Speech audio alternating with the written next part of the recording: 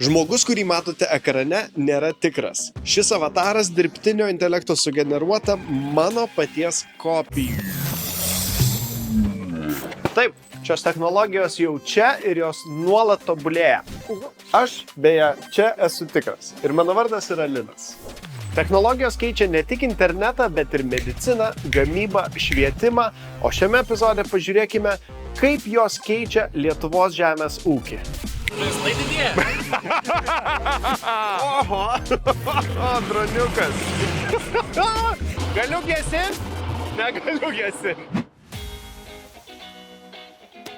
Tai kur mes atvykom, gal gali trumpai papasakoti?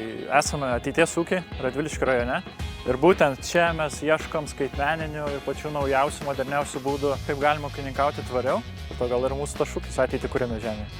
Tai mes vien atėjom nuo vartų, sutikom robotą, tada sutikom self-driving traktorių ir dabar atvykom, čia yra Linas, labas. Linas? Linas. Ir mums parodys dar autonominį droną.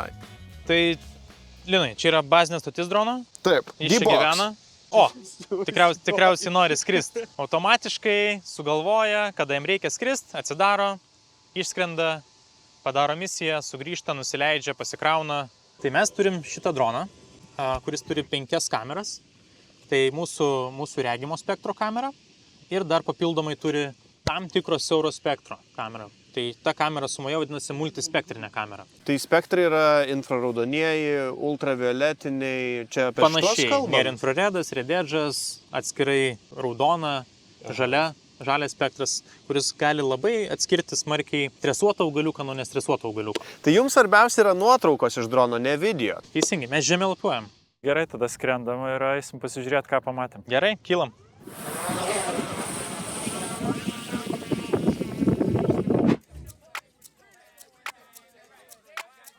Agronomas gali tiesiog ant žemėlapio subaksnuoti tam tikrus taškus ir turėti automatinį drono maršrutą. Yra daugybė parametrų, kuriuos nustato. Mes galime pažiūrėti, kaip atrodys 3D erdvėje. Ir spaudžiame startuoti misiją.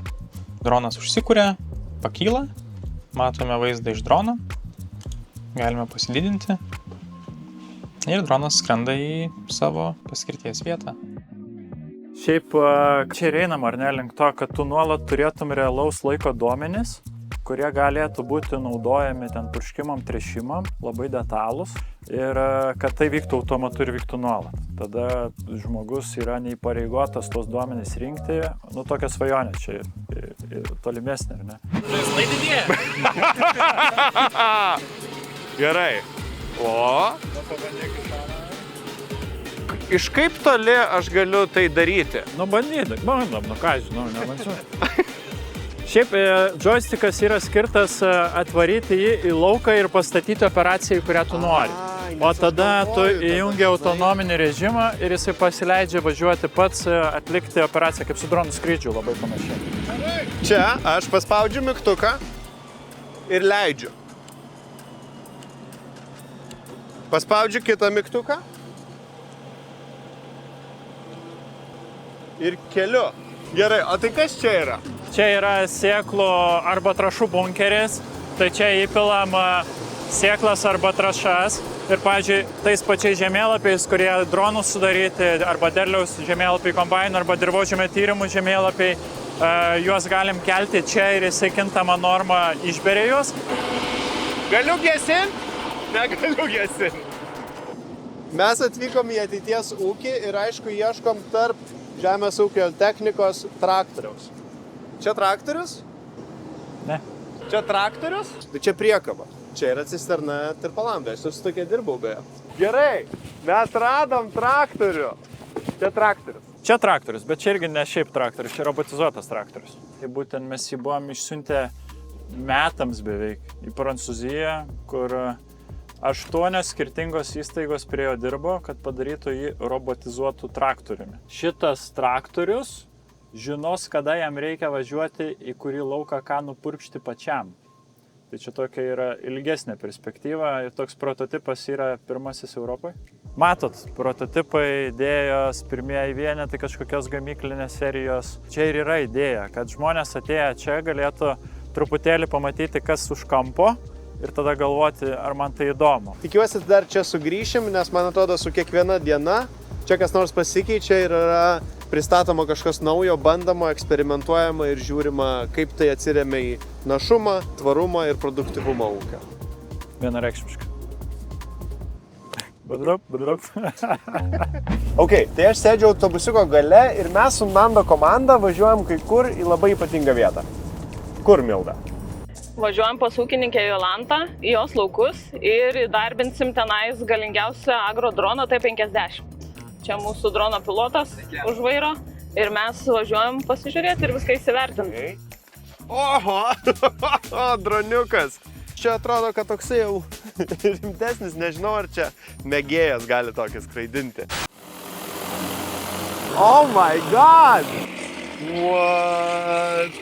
Šiaip tai daug kas įsivaizduoja, pamato šitą droną ir galvoja, kad jisai yra labai sunkiai valdomas. Bet iš principo kiekvienas, kuris yra skraidinęs droną, bet kurį mažiuką droną, ten fotografavimui, filmavimui ir panašiai, tai principas yra viskas tas pats. Jo, tai iš principo mes kaip pasižymime lauko ribas, mes jam nustatome kiek kilogramų, pavyzdžiui, mes norime sėklos išbarstyti į hektarą, jisai pats automatiškai skrenda ir jau beria, skaičiuodamas, kiek jam reikia per minutę kilogramų išberti, kad gautųsi, pavyzdžiui, 6-10 kilogramų ar ne į hektarą. Tai esmė tame, kadangi dabar šitas laukas nėra, žinai, kažkokių kliučių neturi, tai galima jį vadžymėtis iš ortofoto, ką duoda Google Maps'ai. O pats kaip susidomėjai ir kaip atsidūrei šitoje sferoje? Aš, kadangi gan daug dirbu šiaip su dronais, mažesniais filmavimo, tai tiesiog pamačiau, kad yra tokia galimybė ir pabandžiau, kad galbūt kažkas įleistų mane į tą sferą, tokią agrodroną ir tiesiog pasisekė iš dalies ir gavau tokią galimybę ir toliau dirbu.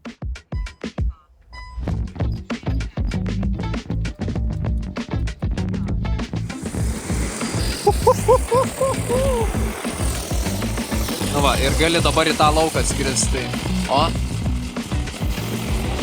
Oh my god!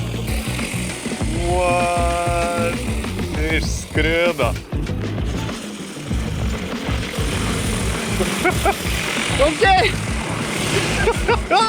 Kol mes ilsimės lauko pakrašty, dronas tiesiog atliks visą darbą. Per mažiau nei 10 minučių praskris visą šitą lauką, išbers sėklas pagal paskaičiuotą algoritmą ir viską susipakuojam ir važiuojam į kitą vietą arba namo. Važiuosim su šitu ar skrisim? Šitas irgi gal skraido? Jolanta, girdit mane? Jo, labas. Tai mes, labas, pirmiausia. Taip, ačiū, kad pasikvietėt. Niekas nekvietė, iš tikrųjų patys atvarėm. Aš irgi, žinok, taip darau visur. Niekas nekviečia, bet pati varau. Tai klausimas pagrindinis. Mes išbarstėm visam jūsų lauke sėklas, bet jūsų nematėm.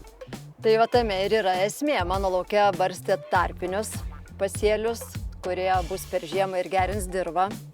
Ir dronai tame ir yra pliusas ir man labai patinka dėl to, kad tuo metu, kai jūs tenais barstėt be manęs tas sėklas, mano technika ir mano darbuotojai galėjo dirbti kitus darbus. Tai jau yra efektyvu. Girdėjau, kad žaliasis kursas ir ūkininkai kol kas yra dar skirtingose poliuose dar. Atrodo, kad truputį per stipriai, per greitai.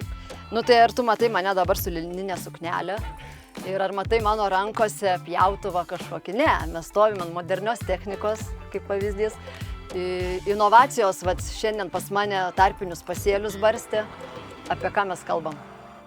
Šiandien pamatėme, kaip modernios technologijos keičia Lietuvos žemės ūkį. Nuo savavaldžių traktorių iki protingų dronų. Šios mašinos gali darbus atlikti tiksliau ir greičiau. O dar įdomiau bus pamatyti, kągi atneš rytojus. Noriu padėkoti CropLife Lietuva už tai, kad man suteikė galimybę kartu su jumis pamatyti ateitį jau šiandien. Na, o mes susitiksim kitame epizode.